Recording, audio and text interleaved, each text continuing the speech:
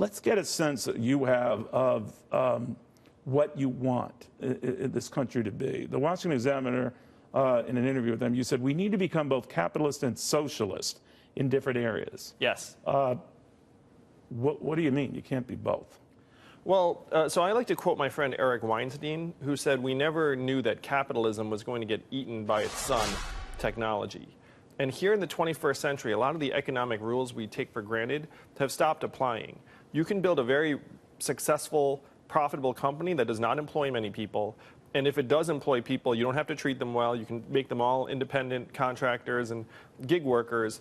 So the things we take for granted have broken down, and we have to start solving this problem by evolving our entire system. So what is it that made you run for this? I mean, you're a young dad besides. And you discussed this with your family. What was their reaction? Well, I was talking to my wife about this just the other day in the car, when she was like, "What? How did that conversation go?" But as you suggest, I'm a father. I've got 2 young children, and I'm running because I want to keep this country strong and whole for them. I'm the son of immigrants. Yeah. My family benefited tremendously from the fact that I was lucky enough to be born here, and I want to feel the exact same way about my sons. So were you inspired by Donald Trump getting elected, and that changed the dynamics? Well, it certainly showed what was possible. But as I said at the opening, I believe that the reason why Donald Trump is our president is that there have been these fundamental economic changes that have displaced many manufacturing workers, and they were his retail workers. Yes, and the Democratic Party, for whatever reason, is not trying to address those problems. They're attacking Trump himself or the symptoms, but the disease is this pervasive economic insecurity as we make it harder and harder for Americans to find meaningful opportunities. So you need to get a seat at one of these debates. You need 1%, or to poll 1%. That's 65,000 individual donors.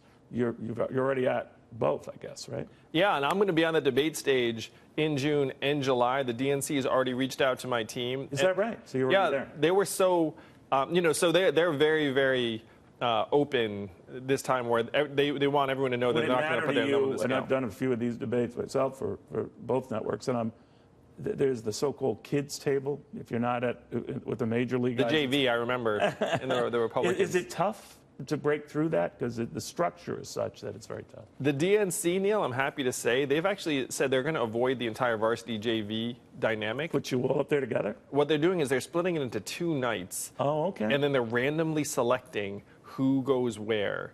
So as long as you make the threshold, then you're treated on an equal footing. And because they're trying to make it totally fair for each candidate.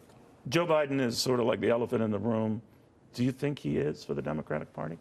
Well, I look at the same polls you do, and certainly there are a lot of people that are very enthusiastic about Joe. And I've had the attitude towards Joe and everyone else, which is the more candidates that run, first, the better it is for a candidate like me, because in a fragmented field, you can do better with a smaller percentage. But I'm also running to try and advance meaningful solutions and improve the lives of working Americans around the country. And to me, if other Democrats started adopting my platform, that would be a tremendous win. All of you right now have expensive platforms. A lot of spending there, Medicare for all, as you said, checks for all. And a lot of people will scrutinize how you pay for it. And you talk about a value-added tax. But in the end, tell me how you're different than your other big spending colleagues. Well, I've been a CEO and business person. I met payroll many, many times. I believe that small businesses are the backbone of this economy. But we have to face facts, where a generation or 2 ago, maybe someone would have started a hardware store in their main street. But now with Amazon sucking up $20 billion of commerce every year, 30% of Main Street stores are closing in the next 4 years. 30% of malls are closing in the next 4 years. And being a retail worker is the most common job in the economy. So we have to start facing facts. And the entire socialism, capitalism dichotomy, again, is out of date and is breaking down. We have to try and take the best of both worlds and build an economy that centers around how people are doing. Take the markets and have them allocate resources in ways that would actually help families in Main Street America. You speak a Main Street theme, but you're also educated at Brown. You went to Columbia Law. You're smart as a lick. But some will just go back and say, the guy's just an elitist. Well, I just spent time with a trucker in Altoona, Iowa, and I rode around in his truck to see what his day-to-day life was. And I wrote a book, The War on Normal People, that breaks down what's going on in main streets around the country. I spent 6 years working in Birmingham and Detroit and Cleveland. And so showing up in these communities, I just wanted to help. And I've developed a real passion for helping the little guy or gal.